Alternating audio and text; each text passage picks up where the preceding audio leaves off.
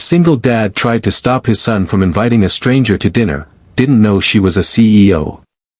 It was just after sunset when David tightened his worn work boots and stepped off the bus, his son Jake tugging at his hand. The city lights flickered on as the sky turned a soft navy blue, and a cool breeze whispered down the street. David had just finished a 10-hour shift as a construction worker, his hands blistered, his back aching, but he wore that tired smile he always saved for Jake. Being a single father wasn't easy, but Jake made it all worth it. His son was only 8, curious beyond his years, with a heart big enough for the whole world.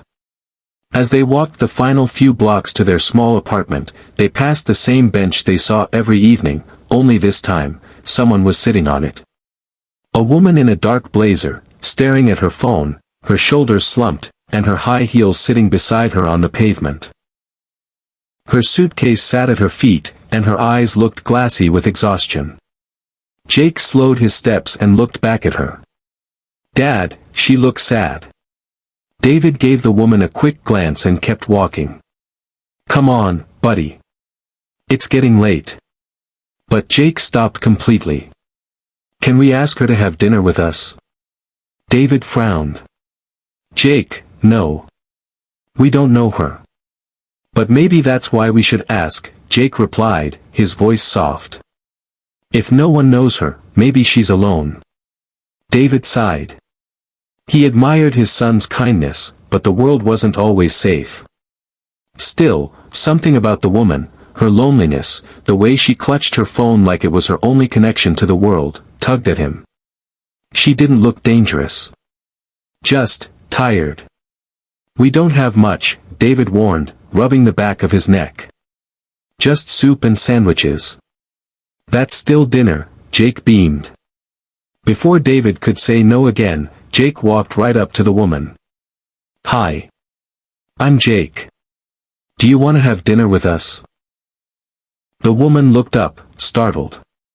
Then, she smiled, weakly at first, then more fully. "Dinner?"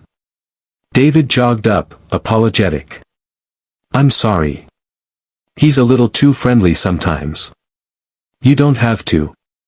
But she stood up, slipping her heels back on. "Actually, that sounds perfect." David blinked. "Really?" She nodded. "If the offer still stands." And just like that, the three of them walked toward the apartment together, an odd trio in the cool evening air.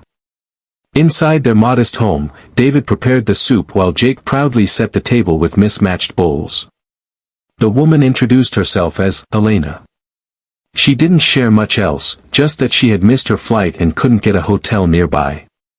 She seemed grateful just to be somewhere warm, somewhere with people. Dinner was simple, tomato soup and grilled cheese sandwiches, but Jake made it feel like a feast. He talked endlessly, telling Elena about school, his love for drawing, and how his dad made the best pancakes on weekends. Elena laughed easily, her earlier fatigue lifting like fog in the sun. David watched her from across the table. There was something about her, composed, intelligent, but also deeply human beneath her polished exterior. After dinner, Jake showed Elena his drawings. One was of their small family, him and David in front of their building. "Where's your mom?" Elena asked gently. "She went to heaven when I was 3, Jake said quietly. "Now it's just me and Dad." David looked away, swallowing hard. That loss still lived inside them, a quiet echo in every moment.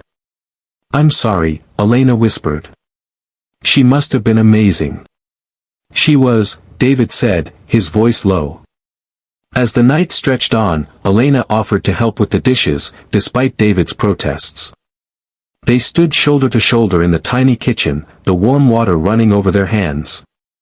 "I really appreciate you letting me in," she said softly. "Not many people would." David shrugged. "Wasn't my idea. It was Jake's." She smiled. "He's special." "Yeah. He is." Before bed, Jake asked Elena if she'd come again sometime. She chuckled and said maybe, though her eyes hinted at uncertainty. The next morning, Elena left early, thanking David again before slipping out the door with her suitcase. She didn't say where she was headed, and David didn't ask. She was probably just someone passing through, a moment of kindness, and nothing more. 3 weeks passed. David returned home from work one afternoon to find a sleek black car parked outside the building. He didn't think much of it, until he opened his door and found a woman in a sharp suit sitting at his kitchen table. "Elena?" he asked, stunned. She stood, smiling. But this time, she wasn't weary or lost. She stood tall, confident, radiating something powerful. "I'm sorry for just showing up," she said. "But I wanted to thank you properly. I wasn't just a stranded traveler that night." David tilted his head. "Who are you?" She walked over and handed him a business card. It read, "Elena Ramirez, CEO, Zenith Innovations." David blinked. "You're a CEO?" She nodded. "Of a tech company?" That night, I was at my breaking point. A major acquisition had fallen through. My team betrayed me. I felt like I had nothing left. I sat on that bench wondering if I had spent my life building something that didn't matter. She looked around his modest home, her voice catching. "And then your son invited me in. For soup. For kindness. And you welcomed me too, despite having so little." David's throat tightened. "It was just dinner." "It was everything," she whispered. "You reminded me why people matter more than numbers." Then, she opened her purse and placed a manila envelope on the table. "I want to offer you a job. Not out of pity, but because I've seen your character. I need someone trustworthy to manage a new outreach program. For families like yours. People with heart." David stared at the envelope, stunned. "You don't have to do this." "I want to," she said, eyes shining. "Let me give your kindness a place to grow." Tears welled in David's eyes.